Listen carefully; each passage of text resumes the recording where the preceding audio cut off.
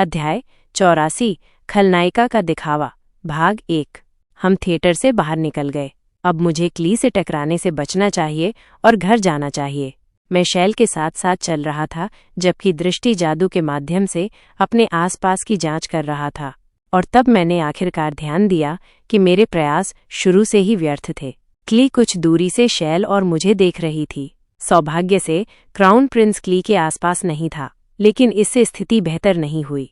जैसे जैसे शैल और मैं आगे बढ़े, क्ली गुप्त रूप से हमारा पीछा करती हुई लग रही थी। वो अचानक हमारा पीछा क्यों कर रही थी? जब मैं थोड़ी देर के लिए चलना बंद हो गया तो शैल ने अपना सिर झुकाया। क्या हुआ? नहीं, कुछ नहीं। लेकिन शैल ने अपनी पूछताछ बंद नहीं की। खलनायिका इस तरह के समय में कुछ बातों को असामान्य रूप से जल्दी भांप लेती थी। सच बताओ, सच में कुछ नहीं है। जैसा कि हमेशा खलनायिका के साथ होता था, उसने मुझ पर विश्वास नहीं किया। चलो अब एजबेल परिवार वापस चलते हैं, मैंने क्ली की उपस्थिति को अनदेखा करते हुए कहा और अपने कदम बढ़ाए। मैं अभी क्ली से मिलना नहीं चाहता था। यह किताब में लिखी सलाह के कारण था और शैल को क्ली बिल्कुल पसंद नहीं आएगी। हालांकि खलनायिका ने सीधे मेरे प्रस्ताव को अस्वीकार कर दिया। नहीं, चलो थोड़ा और चलते हैं। हाँ, मेरे पास उसे मना करने की कोई शक्ति नहीं थी। आमतौर पर शैल उस तरह की व्यक्ति थी जिसे बाहर घूमना फिरना बिल्कुल पसंद नहीं था। केवल आज जैसे दिन अलग थे। जब मैंने प्रश्नवाचक नजरों से शैल को देखा तो मैंने पाया कि उसका चेहरा बर्फीला हो गया था। कोई रास्ता नहीं। क्या उसने क्ली को देख लिया? शायद उसने देख लिया। शैल इस तरह के समय में बहुत समझदार हो सकती थी। पहली बात तो ये है कि क्ली हमें पीछा करते हुए इसे छिपाने की कोशिश भी नहीं कर रही थी। चलो, मैंने उसके गुस्से से भरे शब्दों से अपने अनुमान की पुष्टि की। शैल ने वास्तव में ध्यान दिया था कि क्ली हमारा पीछा कर रही थी। मैंने एक आह भरी और शैल के साथ चलने लगा। क्ली अभी भी हमारा पीछा करती रही। मैं समझ नहीं पा रहा था कि वो ऐसा क्यों कर रही थी, लेकिन जल्द ही मुझे उस विचार को मिटाना पड़ा। नहीं, मेरे पास इसे मिटाने के अलावा कोई विकल्प नहीं था। क्या है? चुप रहो, क्योंकि शैल ने अचानक मेरा हाथ पकड़ लिया था। बेशक यह कुछ ऐसा था जो वो कभी नहीं करती अगर वो सामान्य खलनायिका होती, लेकिन स्थिति अब अलग थी क्योंकि क्ली हमारा पीछा कर रही थी। यह स्पष्ट था कि शैल क्ली के प्रति सचेत थी और उसने मेरा हाथ पकड़ लिया था। सच कहूं तो मैं समझ नहीं पाया कि क्ली के देखने भर से उसे मेरा हाथ पकड़ने की क्या जरूरत थी, लेकिन जब मैंने फिर से इसके बारे में सोचा तो यह कुछ अप्रत्याशित नहीं था। अगर किसी भी तरह से शैल ने मेरे कंगन की आवाज़ सुनी होती तो वो सोचती कि मैं क्ली के साथ निजी संपर्क में हूँ। शैल के दृष्टिकोण से क्ली और मैं इस तरह से व्यवहार कर रहे थे कि किसी को भी संदेह हो सकता था।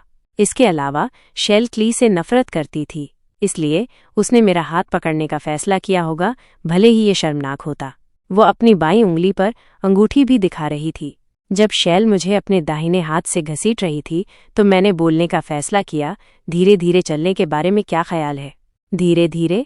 शैल के भावहीन चेहरे पर मैंने तुरंत अपना मुंह बंद कर लिया।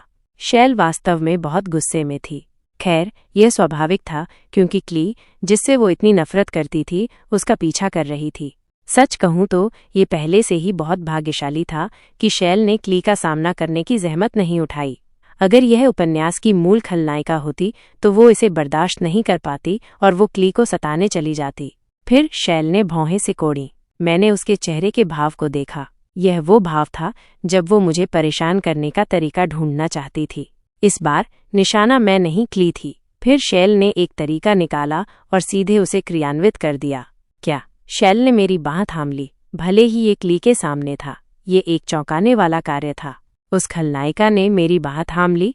वैसे भी ऐसा लग रहा था कि उसने जो प्रेम कहानी पहले देखी थी उसने शैल को प्रभावित किया था। हाथ पकड़ने से लेकर बांह थामने तक सब कुछ उसी क्रम में किया गया जैसे वे फिल्म में दिखाई दिए थे।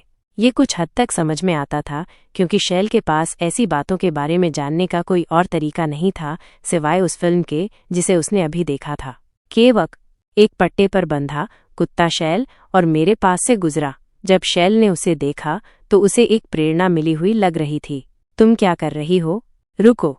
शैल ने उस दुकान से खरीदे हुए सामान के बैग में हाथ डाला और उस बैग में सभी असामान्य वस्तुएं थीं। तुम इसे अभी क्यों निकाल रही हो? इधर आओ। शैल ने रस्सी निकाली और उसे ऊपर उठाया। उसकी निगाहें मेरी गर्दन के पिछले हिस्से पर थीं। मेरी रीढ़ की हड्डी में ठंड दौड़ गई। नहीं, मैंने तुम्हें एक अंगूठी भी दी थी।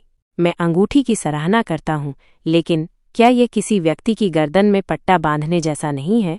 ठीक उसी कुत्ते की तरह जो अभी गुजरा। हालांकि शैल अपने इरादे में दृढ़ लग रही थी। फिर एक गहरी आह के साथ उसने रस्सी मुझे सौंप दी।